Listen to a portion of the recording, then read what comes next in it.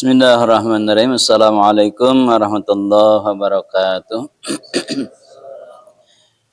Alhamdulillahilladzi ja'ala yaumil jum'at afdalil ayyamil usbu wa sa'atil mujabil masmu. Asyhadu an la ilaha illallah wahdahu wa asyhadu anna Muhammadan abduhu wa rasuluh. Allahumma salli ala nuril anwar wa sirril asrar wa triyakil aghyar wa miftahi babil yasar. Sayyidina Muhammadin al-Mukhtar wa alihi al-athhar wa sabil akhyar adada ni'amillahi wa ifdali hamma ba'du. Ya ayyuhal hadirun usikum ma iyaya bi taqwallah faqad fazal muttaqun kama qala Allah fi Qur'anil azim. A'udzu billahi samii'il 'alim minasyaitonir rajim. Bismillahirrahmanirrahim. Fastabiqul khairat al-ayah.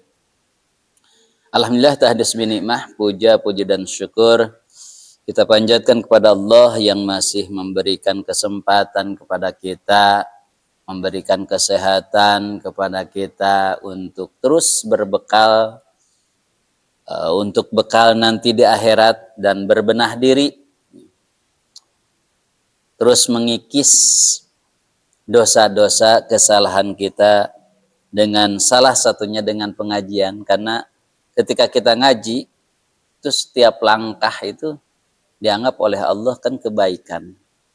Dan ketika man salaka thoriqan, barang siapa yang menuju ilmu lah ya, berjalan menuju ilmu, itu orang itu menuju surga. Dimudahkan oleh Allah jalannya menuju surga. Jadi lihat aja orang yang ahli surganya dimudahkan untuk ke surga atau tidak, lihat aja ke pengajiannya. Mudah enggak melangkah ke pengajian gitu. Kalau dimudahkan langkahnya untuk ke pengajian, insya Allah orang itu akan dimudahkan ke surga. Tapi kalau susut, kejet gitu ya, ya aduh agak sulit ya. Gimana kalau sekarang misalkan kita sedang sakit, ya. Ini qala Rasulullah sallallahu alaihi wasallam idza marida al abdu, ketika sakit seseorang itu ya.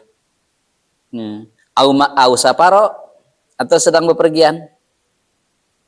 Kutiba lahu misluma kana ya'malu muqiman sahihan. Ketika sakit, pasti ibadahnya tidak akan sama dengan orang yang sehat. Tapi pahalanya akan sama. Contoh, kita suka ngaji nih, pas sekarang sakit nggak bisa ngaji, tapi hati itu ya Allah, ini waktunya ngaji. Saya itu ingin ngaji, itu dapat pahalanya. Walaupun nggak datang ke pengajian. Itu ya bagirna Allah teh. Pun ketika kita bepergian safaro, sholatnya kan bisa diringkas kan, dikosor, bisa dijamah, itu sama aja pahalanya dengan sempurna gitu ketika kita biasa gitu. Ya. Jadi Allah itu baik ya, baik sekali. Ketika kita sakit, yang biasa kita laksanakan itu dianggap sama aja pahalanya gitu. Kalau kita misalkan biasanya tahajud, kita, sekarang mau capek, kesiangan, itu dapat pahalanya tahajud. Asal niatnya tadi ingin tahajud biasa gitu. Ya, ini hebatnya, insyaallah ya karim. Makanya ini salah satu, niatkan aja ya Allah. Mudah-mudahan saya bisa tahajud. Niatkan aja. Biasanya kalau para ulama, kalau ustadz biasanya kalau ingin bangun malam, itu baca inna a'toina 3 kali, ya Allah mudah-mudahan engkau membangunkan. Biasanya mudah bangunnya dan enggak ngantuk gitu. Salah satunya ya. Mamin muslimin yukridu gharasan illa kana akala minhu lahu shadaqatun. Ini ada seorang muslim, dia tanur tenang untuk jam nanam tanur padi nanam padi ya gitu gorson ilakana ma'akalu lahu sodakah, dimakan sama burung. Nah itu jadi sodakah tuh. Kita buah nanam buah, sudah ada buahan, ada yang maling, itu untuk kita sodakah tuh. Bukan ya untuk maling mah, yang maling mah dosa ya, tetap maksudnya dosa, tapi untuk kita itu sodakah maksudnya. Makan apa saja itu jadi sedekah tuh. Kan sedekah ngajam hese sedekah. Ya, sedekah tuh. Insyaallah karim. Jadi ketika kita Kalau begitu berarti kalau kita misalkan ke masjid pakai sendal, ada yang maling, sedekah bukan? Iya, sama sedekah, saya ikhlas saja, udah biarin sedekah. Hah? Entah ngotruk guys. Makanya enteng saya itu yang ke masjid. Itu dianggapnya sedekahun. Wa ma sariku sedekahun. Nah, jadi dimakan oleh burung, oleh manusia atau maling, apa saja itu jadinya sedekah gitu. Makanya wajar ketika ada sahabat dia sudah sepuh sekali. Ya kalau lihat syariat udah nggak lama lagi hidupnya. Nanam korma. Kan korma mah tahunan. Kata Nabi, kamu itu kenapa nanam korma? Nggak mungkin usia korma itu bisa dipetik hasilnya olehmu dengan usiamu. Kata beliau apa? Ketika saya nanam, itu berarti menanam kebaikan. Siapapun yang ambil itu jadi sedekah untukku, kebaikan untukku gitu. Mau keluarga atau orang lain gitu. Tapi hebat semangatnya sedekahnya orang Arab itu, Masya Allah karim ya. Kan dari dulu juga setiap beberapa kilometer itu pasti ada sumur. Sumur ketika lewat padang panas itu pasti ada sumur. Kenapa? Kan yang lewat itu, wah Masya Allah karim, haus dan seterusnya, kehabisan air, ada di sumur itu. Ya, itu semangat sedekahnya hebat. Hanya alhamdulillah di sini mah, baru mengaji sedekah udah banyak gitu ya. Semangat sedekah. Ini sedekah ya. Wakala Nabi sallallahu alaihi wasallam arada Banu Salimah, ada sekelompok sahabat namanya tuh Banu Salimah tuh. Ada Banu Salimah. Ayan takilu, mereka itu ngobrol lah. Kita jauh ya dari masjid gitu. Ayo kita pindah. Untuk apa? Ya, pindah supaya akraba al masjid gitu, supaya dekat dengan masjid. Kalau dekat dengan masjid kan enak gitu. Pabalaga Rasulullah, terdengarlah kabar tersebut kepada Nabi. Maka pakola, Nabi memanggil tokoh-tokoh itu ke kata Nabi, innahu qad balagani annakum turiduna antakilu kurbal masjid. Aku dengar nih bahwa kalian ingin dekat dengan masjid, mau pindah. Apakah benar Pak Kulu? Naam ya Rasulullah, betul. Kenapa? Qad aradna dzalika ya Rasul, kalau dekat masjid kan aku nanti cinta ke masjid, gampang ke masjid gitu. Kata mereka. Jadi kalau dekat dengan masjid ya sedikit-sedikit ke masjid, sedikit kalau ada berjamaah kan gampang. Kalau jauh kan susah ya Rasul. Pakola Bani Salamah, diarukum takatubu asarukum, diarukum takatubu asarukum. Kata Nabi, perjalananmu, asarmu, asar itu apa? Tapak kakimu itu jadi saksi untukmu dan kebaikan untukmu. Setiap injakan kakimu itu satu kebaikan untukmu. Artinya udah jangan pindah ke sini. Karena seorang berbondong-bondong dari satu daerah itu yang jauh itu ingin dekat ke masjid. Kata Nabi, jangan, sayang. Kenapa? Inna bikulli khatwatin darajatan. Setiap langkah diangkat oleh Allah satu derajat. Dari riwayat Bukhari-nya gitu ya. Jadi setiap langkahnya. Ya, kalau ke masjid itu langkahnya agak dipendekkan aja gitu ya. atau keliling-keliling. Nah, pendekannya karena rajulullah alam rajulan abadu minal masjid ya. Jadi karena dia jauh dari masjid gitu ya. Jauh dari masjid, kemudian dia wakana la tuqtiu salatun. Pakilah lahu, kenapa kamu enggak ke masjid? Ya Rasul, aku jauh. Beli khimar. Disuruh beli khimar gitu. Kata Rasul, himaron. Kemudian kamu menungganginya gitu. Bagaimana kalau gitu? Gitu. Ya Rasul, kan aku nggak punya. Ya jalan aja. Gitu. Saking pentingnya ke masjid ya. Saking pentingnya ke masjid dan derajatnya ke masjid itu, masya Allah karim ya. Qad jamallahu laka dzalika kullah. Jadi setiap langkah satu derajat, satu kebaikan, satu dosa dihilangkan oleh Allah gitu. Langkah pada umumnya. Enggak, langkah manusia tetap. Langkah pada umumnya gitu. Pada manusianya gitu. Kenapa? Karena berat membeli himarnya juga kan jadi berat dia untuk nggak memodal. Kalau motor mah hesenya ngalingkahannya.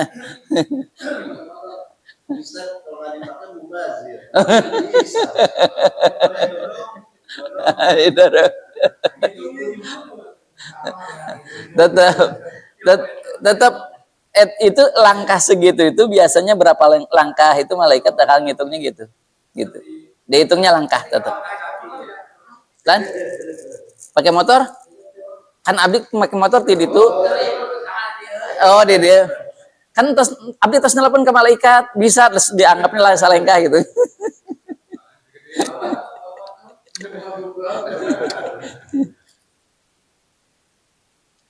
Kalau langkahnya dikecilin, ini dihitung setengah derajat. Setengah derajat man, kan setiap langkah. Bukan langkahnya gimana aja boleh. Lanjut.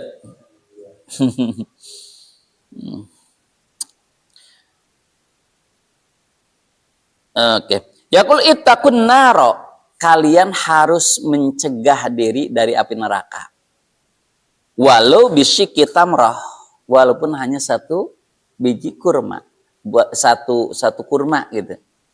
Artinya apa? Sodakoh. Ini asbabul wurudnya waktu wanita itu kan kata Nabi, itu di neraka itu paling banyak itu perempuan. Kata Nabi, perempuan itu paling banyak di neraka. Jadi supaya kalian tidak ke neraka, cegahlah dengan sedekah, walaupun hanya dengan satu kurma. Jadi sedekah itu masya Allah ya karim, hebat sekalinya. Selain itu kan ada hadis yang lain, as-sadaqatu tadfa'ul bala. Sedekah itu menghilangkan balahi bencana di dunianya. Di akhiratnya mencegah api neraka. Dengan sedekah. Sedekah apa saja sedekahnya bila silahkan itu. Hanya satu kurma saja gitu. Maka kata Nabi, hai para perempuan, karena kalian paling banyak di neraka, oke, banyaklah sedekah. Tapi kalau wanita, kalau akhwat, kalau istri itu mau sedekah itu seharusnya izin suami. Gitu. Tidak boleh seenaknya. Tapi harus ada izin suami. Gitu. Kalau suami harus lebih mengutamakan orang tua. Kalau istri harus mengutamakan suami. Itu etikanya ya. Bukan berarti kalau begitu si orang tua istri berarti nggak diperhatikan dong. Di dalam Islam dinamakan orang tua itu sama. Kan kita punya istri. Istri kan punya orang tua. Mertua kita itu dianggap orang tua oleh Allah itu, gitu maksudnya. Jadi kitanya sama berbuat baik ke orang tua gitu. Lebih mengutamakan orang tua. Orang tua itu bukan yang melahirkan kita saja, bukan. Mertua itu orang tua kita gitu. Harus didahulukan gitu. Oleh kita teh gitu. Iya. Ya, jadi kita kan dianggapnya banyak yang memahami gini. Kalau suami harus lebih mengutamakan orang tua, kan gitu. Kalau istri lebih mengutamakan suami. Bukan berarti gini, berarti kalau gitu kasihan dong keluarganya, ibu bapaknya istri. Enggak gitu. Maksudnya kan ini teh ibunya bapaknya nih, ini mertuanya nih, ini anaknya. Si suami ini teh kesini orang tua gitulah. Jadi dua-duanya dia harus mendahulukan ini gitu. Baik mertua ataupun orang tua kandung kita gitu. Itu orang tua kita. Kadang-kadang mertua mah kan dianggapnya tidak terlalu orang tua ya, setengah orang tua gitu.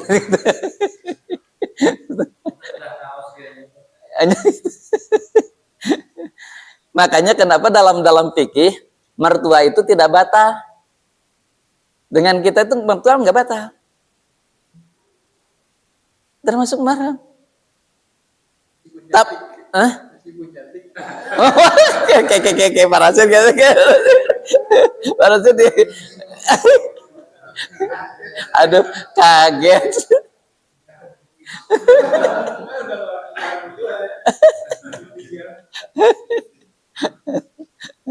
Nah, tapi walaupun emang itu kan menghargai itu orang tua, sok aja ketika mertua kan nggak ada bekas mertua, nggak ada. Tapi istri mah ada bekas istri, kan mantan istri. Tapi mertua itu nggak ada, orang tua aja dianggapnya oleh Allah. Saya menghormati orang tua. Tapi saya sendiri juga nggak apa gimana ya kalau ke mertua teh walaupun di dalam fikih itu nggak bata, tapi kalau selama dengan orang tua itu nggak puguh gitu ya, bodoh lagi lah gitu. Padahal sebetulnya enggak gitu. Bukan.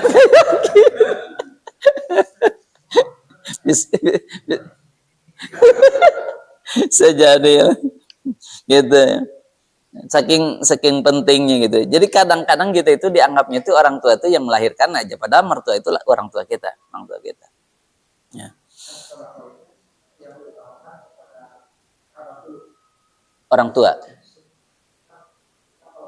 Sedekah kerabat. Ya. Ya.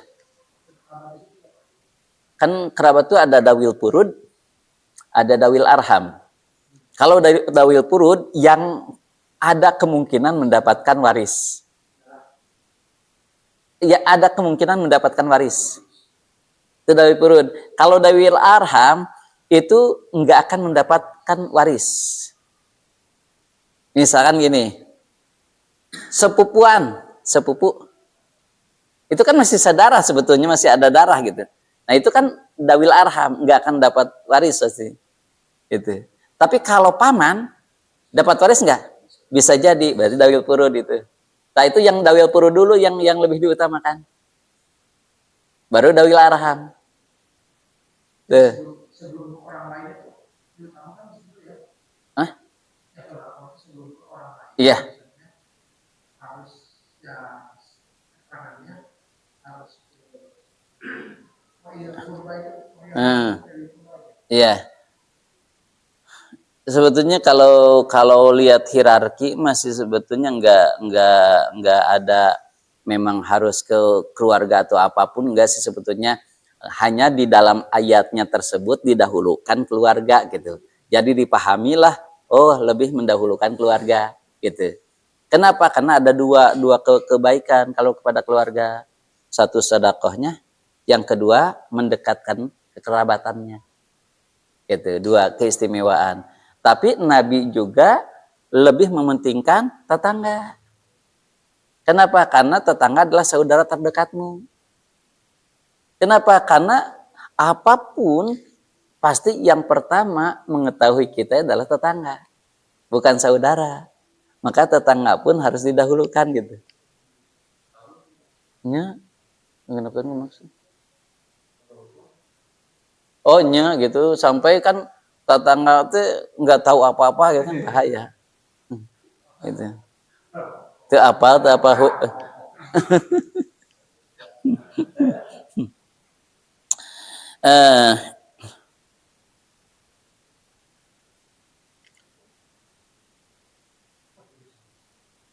Oke. Jadi fatakun naru walau bisi ketamro pamalam yajid pabi kalimatin thayyibatin. Gimana kalau kita tidak punya kurma satu pun tidak punya untuk disodakohkan? Dengan apa? Pamalam yajid, maka kalau tidak punya untuk sodakoh dengan kurma, dengan makanan, dengan harta, tabi kalimatin thayyibatin, dengan ucapan yang baik, yang thayyib. Jadi ketika kita sopan, santun, itu sedekah. Ketika bertemu dengan orang lain senyum, sedekah. Tabasum fi ahika shadaqatun. Senyum kepada akhika saudaramu itu adalah sedekah. Makanya kalau ketika jalan kita itu senyum aja. Nyengir aja separat jalan juga. Paling gak dicabak tarang ku batur. Panas sih panas. Sedekah kalimatnya. Makanya pantas di dalam Al-Qur'an itu kalimat thayyibah itu bahasa-bahasa yang bagus, itu yang baik. Itu kan menenangkan orang lain. Contoh misalkan ada minta sumbangan ke kita, kebetulan kita nggak punya. Aduh, maaf sekali. Mungkin lain waktu, mudah-mudahan kita ada rezeki semuanya, insya Allah. Mudah-mudahan di yang lain dapat yang lebih banyak. Kita mendoakan, kan enak.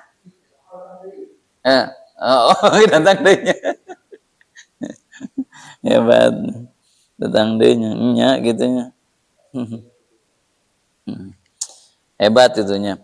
Innallah sesungguhnya Allah la yardo alal abdi, yakin akan ridho terhadap seseorang ayyakulal aklah, ketika dia memberikan makanan atau memakan sesuatu payahmida kemudian tahmid, menyebutkan alhamdulillah. Ketika makan apapun alhamdulillah. Awalnya bismillah. Ketika kita menyebutkan alhamdulillah, berarti kan kita memuji Allah. Segala puji bagi Allah, berarti syukur itu. Jadi setelah makan satu huap, alhamdulillah. Gigit lagi, beresnya alhamdulillah. Ngambil bismillah. Suap alhamdulillah, terus ya. Keren tuh. Bismillahirrahmanirrahim. Buka, gigit alhamdulillah. Buka deh, gigit alhamdulillah gitu. Bismillah alhamdulillah. Syukur itu. Syukur tandanya gitu ya. Ketika kita misalkan makan apapun atau sedekah apapun, kita menyebutkan, maka kalau kita misalkan makan apapun menyebutkan alhamdulillah, au syariba atau minum, bismillahirrahmanirrahim. Alhamdulillahirabbil alamin. Bismillahirrahmanirrahim, ngambil alhamdulillahirabbil alamin. Sakieu teh sabaraha alhamdulillahirabbil alamin ya.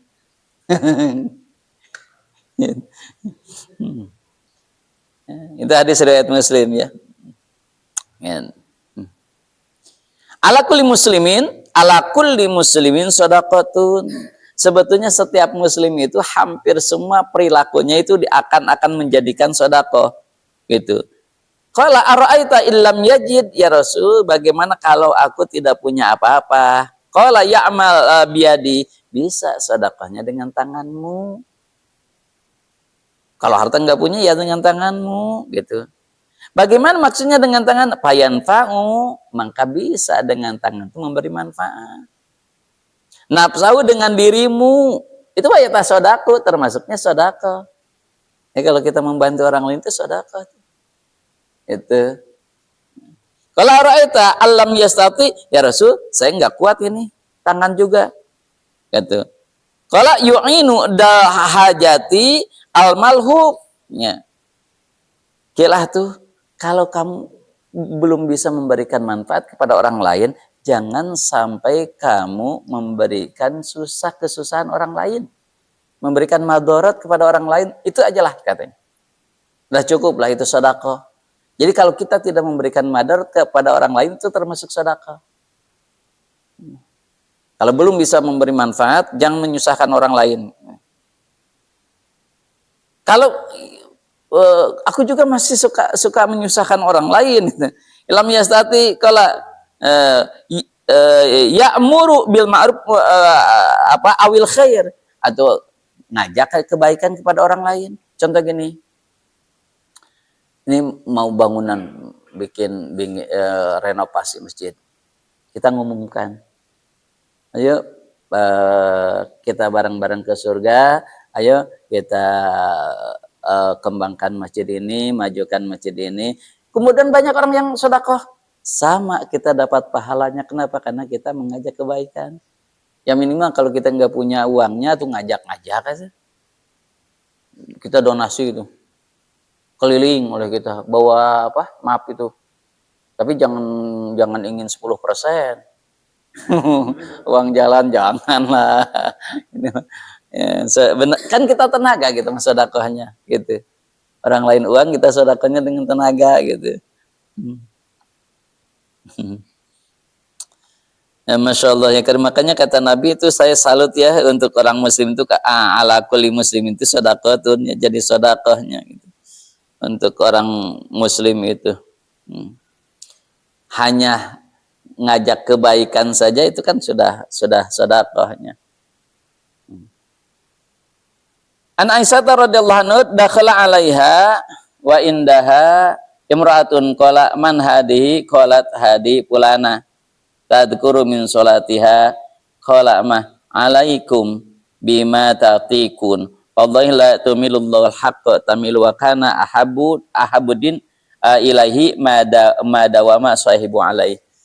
Ada datang seorang wanita, dikatakanlah oleh sahabat, wanita ini wah ibadahnya bla bla bla bla, wah ini dan masya Allah, sampai dia itu kurus gitu, sampai dia itu wah, kata-kata Rasul, Allah itu tidak suka orang yang berlebihan dalam ibadah. Jadi kalau berlebihan, terlalu berlebihan dalam ibadah jangan juga gitu, sampai kita wah semalam suntuk tahajud ibadah sampai siangnya ngantuk sampai sakit, jangan juga. Nah, ibadah itu jangan terlalu ya, jangan yang berlebihan lah. Kata Rasul, madawa masahibuhu alaih. Yang paling utama dalam ibadah itu adalah dawamnya, istiqomahnya. Yang paling utama itu istiqomah sih. Ya. Kayak kita nih, bulan Ramadan kan ngaji setelah Isya.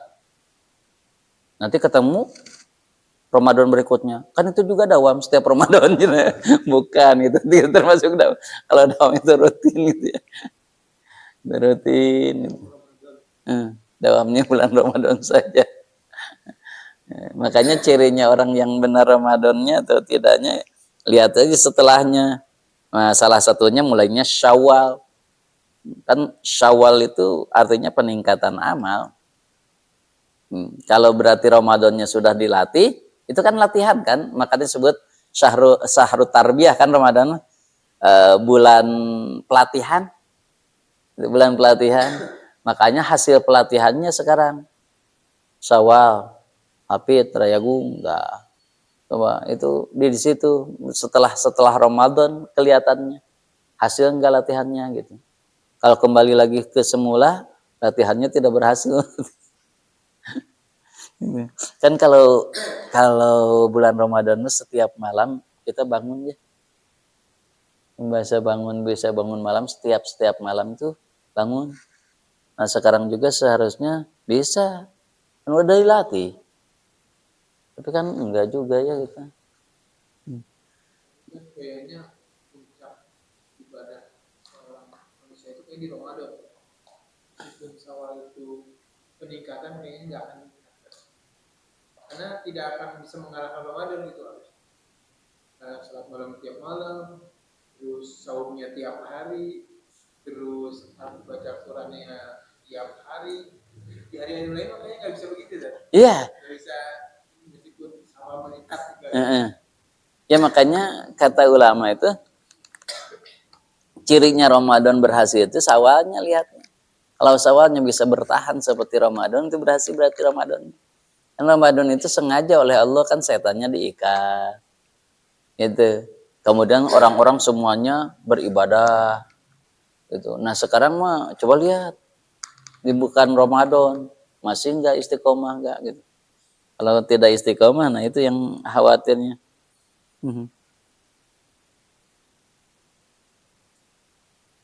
Tapi udah memang bulan Ramadan itu kan oleh Allah sengaja ya diikat ya supaya tidak terlalu menggoda, makanya pada mudah ya. Dan ngadak-ngadakan bulan Ramadan mah bararager jon. Dan mudah deh ke masjid deh ya. Setiap bulan Ramadan hampir semua orang, kenapa? Kita bulan Ramadan puasa setiap hari kan mampu ya. Tapi hari Senin dan Kamis itu kan jarang yang mampu. Kadang nggak tiap hari kan, seminggu 2 kali. Iya, makanya kan nanti orang lain itu godaannya, makanya pahalanya lebih besar. Godaannya kan berat. Orang lain nggak puasa. Kalau Ramadan ya puasanya semua orang gitu. Jadi kita justru malu kan gitu. Gak puasa gitu. Ya. Alam ya'ati lilladina amanu an takhsha'a qulubahum lidikrillah. Alam ya'ti lilladina amanu, apakah kalian tidak tahu ya, tersepnya atanapi ente seneng alam yakni lilladina amanu kepada orang-orang yang beriman antahsya'a qulubuhum, kepada orang-orang yang khusyuk hatinya. Antahsya'a itu khusyuk. Khusyuk itu kalau bahasa artis secara bahasa mah takut, khusyuk itu gemetar gitu. Khusyuk itu gemetar. Takut aslinya maknanya gitu. Tapi kalau secara istilah mah khusyuk itu silatun lidikrillah gitu ya. Lidikrillah, dikir kepada Allah. Khauf sami. Khasya, khaufnya. Khasya. Sama banyaknya. Khusyuk. Ada juga maknanya khusyuk itu tunduk. Itu makanya suka menundukkan gitu kan. Takut, tunduk. Silatun teh nepung. Bertepung rasa dengan Allah gitu. Silatun. Fokus termasuknya. Wa man nazala minal haqqi wa la yakunu kalladzina utul kitaba min qablu fatal alaihim. Ya.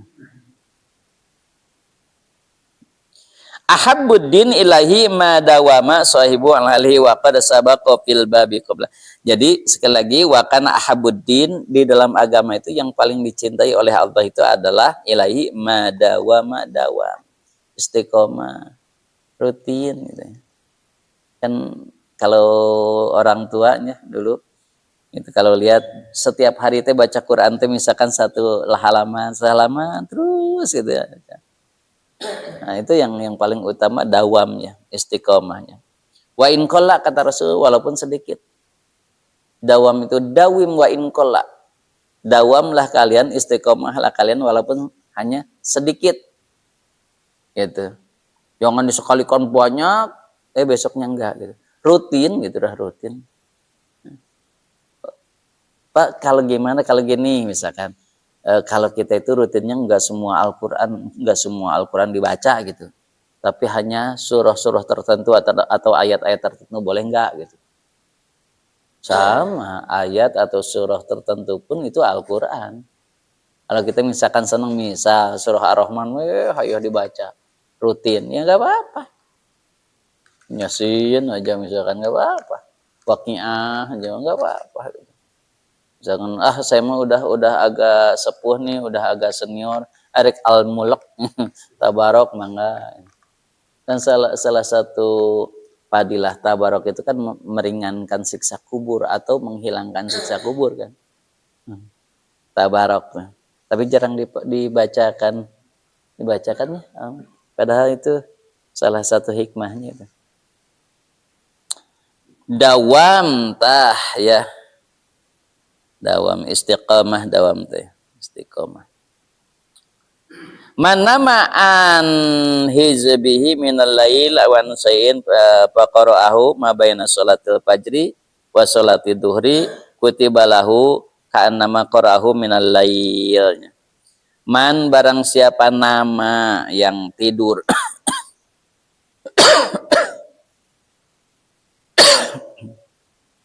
minal lail, malamnya gitu ya. Malamnya tidur faqara'u wa baina sholatil fajri wa sholati duhri, antara sholat fajar dengan sholat duhur, ada tidur dulu ya. Bagusnya gitu ya, ada. Kalau para ulama dulu mah sepuh itu di pesantren mah kalau mau duhur tuh kita tidur dulu jam 11. Mau duhur tuh tidur, antara fajar dan duhur tuh tidur. Biasanya qailulah, atau kita kadang-kadang kita mah suka setelah duhur gitu. Padahal bagusnya sebelum duhur ya. Sebelum duhur gitu. Kalau ada juga yang sudah mengatakan memang setelah duhur, tapi kalau di sini mah antara fajar dan duhur. Jadi ada tidur dulu di situ. Sunnah. Ya Abdullah takun mislu pulani karena yakumul lail pataraka qiyamul lail. Kata Rasul, janganlah kalian seperti seseorang yang dia suka bangun tidur, suka bangun malam. Bangun malam teh, tetapi tidak sholat. Ada dulu juga sahabat tuh suka malam, rutin malam teh suka bangun. Tapi enggak sholat, ke mana? Ke WC, pipis, rutin itu. Atau minum haus, kan rutin. Kata Nabi itu jangan seperti itu ya.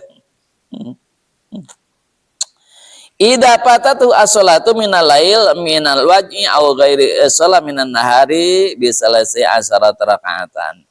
Gimana kalau malam itu kita ngantuk sekali. Kemudian tidak tahajud tuh. Maka bagusnya sih ya, siang itu diganti dengan 12 rakaat salat siangnya. Salat sunnah maksudnya. Apa saja, mau duha, mau salat rawatib, pokoknya 12 rakaat aja. Misalkan kalau rawatib misalkan ya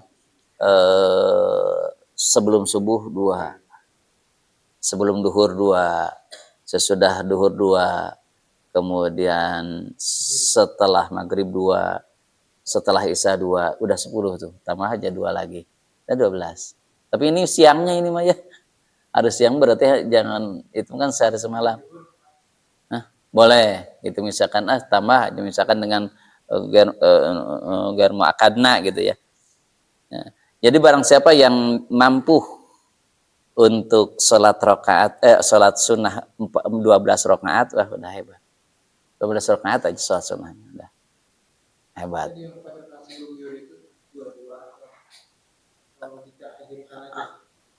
Ada 2 pendapat ya. Ada yang menyebutkan boleh di satu salamkan, ada yang membedakan, oh beda hukumnya. Karena yang 2 itu muakad, yang 2 ghair muakad. Jadi ada yang menyebutkan dipisah aja. Ya, karena beda derajatnya. Yang satu muakad, yang satu ghair muakad. Gitu. Ya. Sama jadi yang kalau menurut Imam Syafi'i, itu sholat rawatib itu ada 10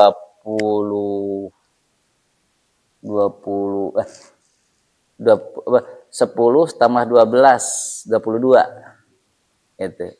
10 tambah 12 ya, 22. Menurut Imam Syafi'i itu sholat rawatib itu sampai seperti itu. Ini 2 rakaat sebelum subuh, 4 rakaat sebelum duhur, 4 rakaat sesudah duhur, 2 rakaat sebelum maghrib, 2 rakaat setelah maghrib, 2 rakaat sebelum isya, 2 rakaat sesudah isya. Tuh. Yang muakadnya yang tadi, yang ghair muakadnya sekarang coba hitung. Ghair muakad.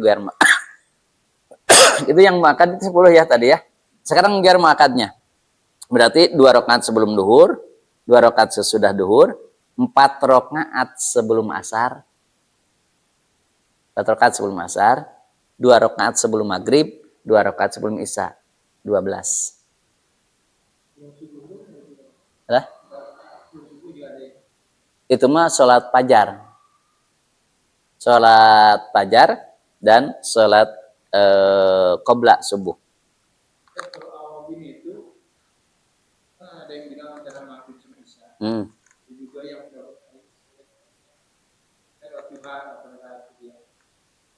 kalau misalkan dia yang antara maghrib sama isya aja, tawafin, bahkan kita 2 gitu ya.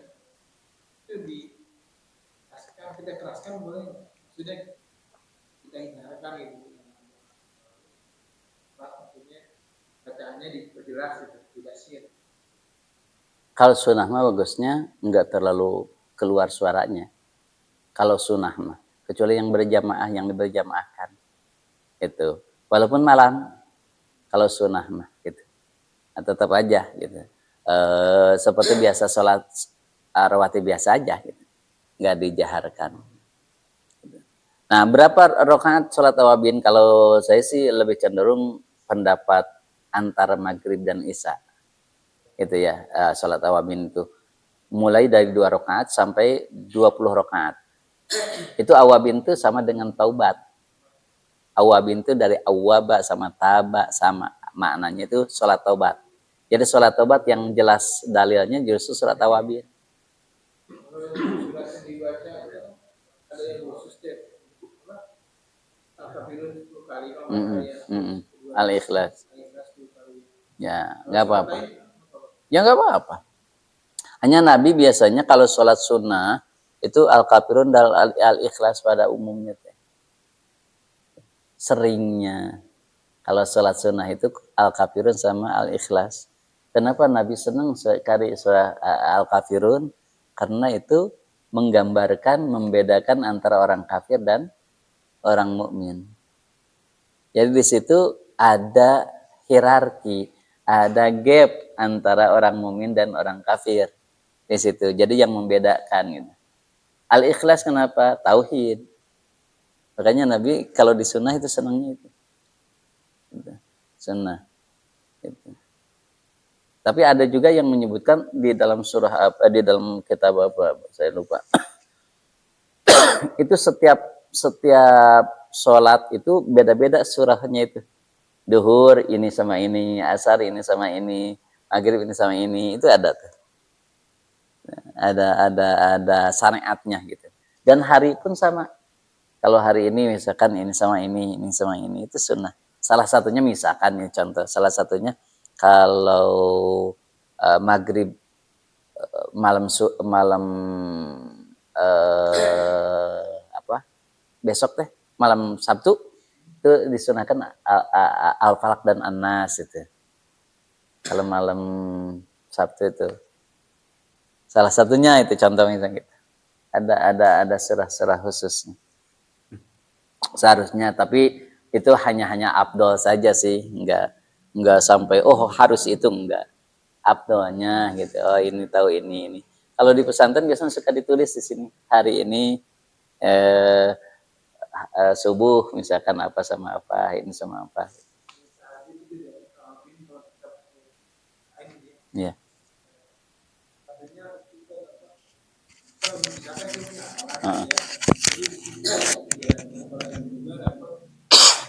Iya. Iya, betul. Ya, bagusnya sih seperti itu sih. Ngarah biasanya kalau temen ya, biasanya saya juga dulu gitu ketika sunnah biasanya ada punya hafalan di sunnah diperbanyak tuh. Misalkan hafalan kita sehari ini hafalan 2 lembar, itu di sunnah bagi-baginya. Itu enak. Itu Pak Dedi milih ayat petasan mangga terus